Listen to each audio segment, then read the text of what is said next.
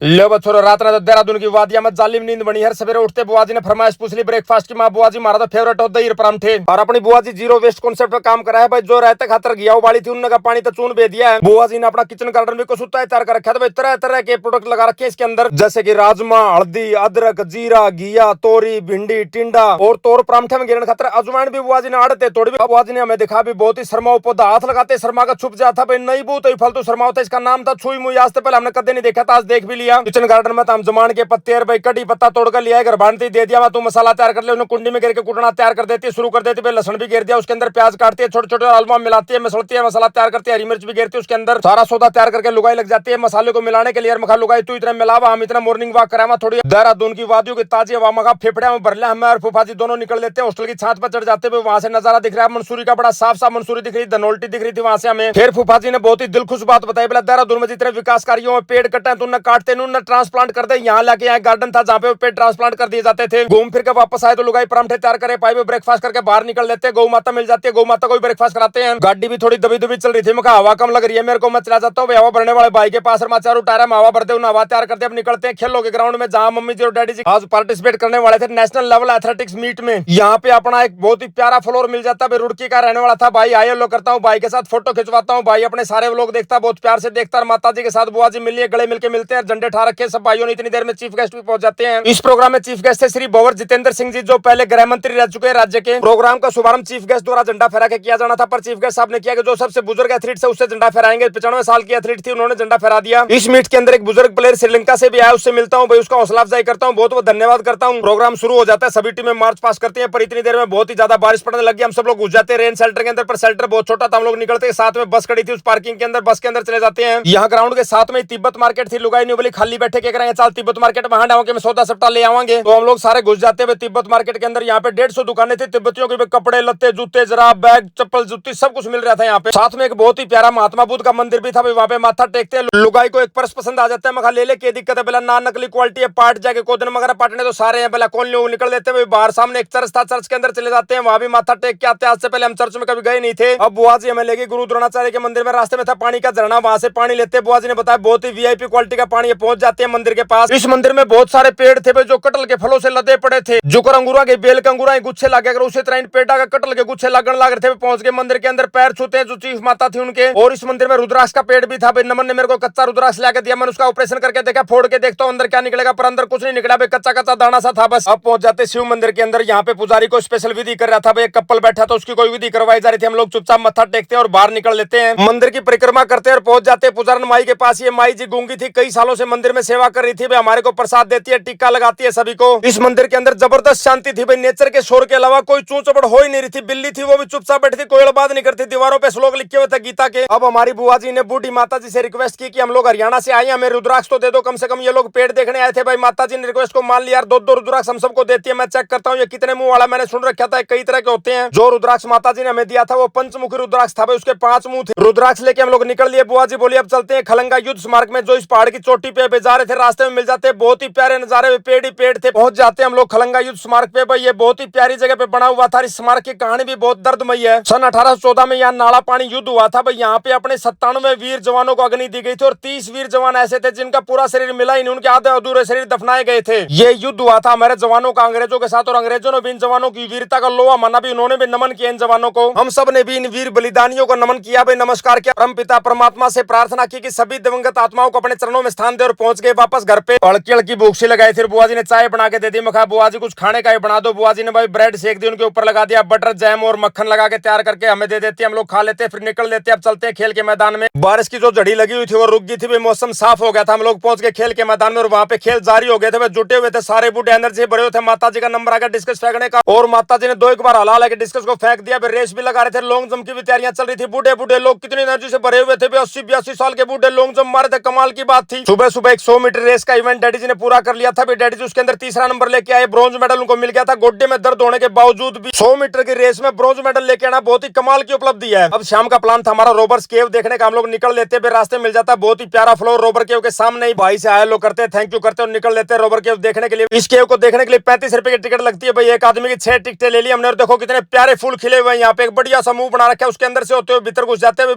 पूरा कबलाट माच रहा था जो चिड़िया का बिल का बार चून घेर दे तो चिड़िया में कबलाट माच जाने न्यू हाल हो रहा था आड़ा का। और भाई आड़ा का माहौल इतना शानदार था, गोटा गोटा पानी में चाल के जाना था, दोनों तरफ ना पहाड़ थे, पानी ने रास्ता बना रखा था। यहाँ भी अपने को मिल जाता है बहुत ही प्यारा फ्लोर गाजियाबाद का, भाई उससे आए लोग करते फोटो खिंचवाते, उससे पूछते आगे का हाल कैसा है। यो भाई इस केव की पूरी यात्रा पूरी करके आ रहा था भाई, इसने बता दिया गौर जी साहब का चिंता ना करो, झरना झरना को ऊपर चढ़ जाइए तुम्हारा 0 पॉइंट तक जाके आना मार। ठीक है भाई हम जरूर जाएंगे। जो झरना बताया गया था वो हमने मिल गया, पर हम इस झरने में नहाते नहीं है भाई, और ऊपर चढ़ते हैं और ऊपर चढ़ते, रास्ता बहुत कठिन था। लुगाई पर चढ़ा नहीं जरा था, वरना हाथ पकड़ के अलग खिंच खिंच खिंच खिंच भाई चढ़ा दीवा भी, फिर आगे जमा गोपन दे रहा भाई, इतनी बूंदी गुफा की कोड्डा होकर जाना पड़ रहा था, इतनी पहुंच गया उस झरने की छाछ पे भाई। बाग बहुत आसान था रास्ता, कोई दिक्कत नहीं रही, गना पानी भी नहीं रहा था, पानी भी टकने टकने रह गया। राम हमने एक गुफा और पाई, पर उसका आगे जाल साला रखा था, मैं बंद कर रखी, मत छेड़ो भाई। रास्ते में कैंटीन भी बना रखी थी, चाय मैगी मिला थी वहां पे, मैं लेना है कि मैं बोला कुछ नहीं लेना। रास्ते में लुगाई ने अपनी चप्पल खोदी, मैंने चप्पल फिर पकड़ा, उसके बाद ध्यान रख इनका। और भाई लगभग 1 घंटे का सफर के बाद हम लोग निकल आए इसका 0 पॉइंट पे। यहाँ पे मिल गया हमें नदी, आगे कोई गुफा थी ही नहीं। इब लुगाई न्यू बोले 5-4 मिनट आड़े के नजारे देखेंगे, फोटो फोटो बनाए, मात्रा जी कर न्यू कर ले, कोई दिक्कत वाली बात नहीं। पर थोड़ी देर में वहां बारिश शुरू हो गई, लुगाई उल्टी चाल पड़ गए, पानी नहीं बढ़ जाए इसका। इस चक्कर में हमने फटाफट उतरना शुरू कर दिया। रास्ते में एक कैंटीन और मिली, उसमें भी चाय मैगी अटर मिला था, कुछ खाना है क्या मुकाबला, कुछ नहीं खाना भाई। करते करते हम लोग पहुंच गए, वापस निकलते गुफा के मुंह से बाहर। यहाँ एक और नया बिजनेस देखने को मिला भाई, 10 रुपया में चप्पल किराए पर दे, चप्पल खोदी तो 120 रुपए लेंगे। हम लोग निकल ही रहे थे, रास्ते में एक और प्यारा फ्लोर मिल गया भाई, भाई के साथ आए लोग करते और निकल लेते हैं और पहुंच जाते हैं सीधा। अगर आज जाना था भाई शादी में, जिस गुड़िया कल हल्दी की रस्म थी ना, उसकी आज शादी थी। हम लोग सब तैयार होकर निकल दिए शादी की तैयारियों में। रास्ते से हमने 2 सवारियां और बिठाई भी, एक तो खुद उस लड़की की माँ थी जिसकी शादी होने वाली थी। पहुंच गए भाई माया फार्म के अंदर, जहाँ पे यह शादी कंप्लीट होनी थी। यहाँ मिलते हमें दूल्हे के पिताजी, जो बहुत ही सज्जन पुरुष थे भाई, अपने सारे व्लॉग देखते देखते ही पहचान लिया उन्होंने। बोला जी आपके सारे व्लॉग देखते हैं, मैं बहुत बहुत बधाई देता हूँ, भाई को धन्यवाद करता हूँ, और सब भाइयों से मिलता हूँ जिस दिन खिंड का बांध रखा था। पानी में तो ना तो खेल कूद गए थे, भूख लग रही थी जबरदस्त, जाते टूट पड़े हम लोग खाने पे। माँ बाकी काम तो बाद में देखा है, पहले पेट पूजा कर लेते हैं। और भाई भूख इतनी कड़ी लग रही थी, बिना चाबे कैप्सूल की डाल खाई है रोटी। अब हम लोग लेते थोड़ा नाच गाने का एंजॉय। भाई बुआ जी दमन पैर कह रहे थे, जमा तैयार हो कह रहे थे, बुआ जी लग जाती है डांस का एंजॉय करने, हरियाणवी गानों पर। साथ में अगर बन तू क्यों खाली बैठी, तू भी नाच लेना, थोड़े बहुत हाथ पला ले कि मैं तेरा रोटियां जम हो जाएंगे। दोनों जुट जाती है, वो डांस करने में 10-15 मिनट नाचती है, फिर थक जाती है, पंखा खड़ी हो जाती है जाके। अब रात के बज गए थे 11, मका चलो अब चलते हैं। पहले चलने तो पहले छोरी ने आशीर्वाद देता, चले जाते छोरी के पास आशीर्वाद देते जानते। पहले हमने छोरा भी दिखा दू, नुको छोरी दिखाई, छोरा नहीं दिखाया। आज का लोग यही खत्म करते, सब बाण भाईना जीता और भाई के राम राम।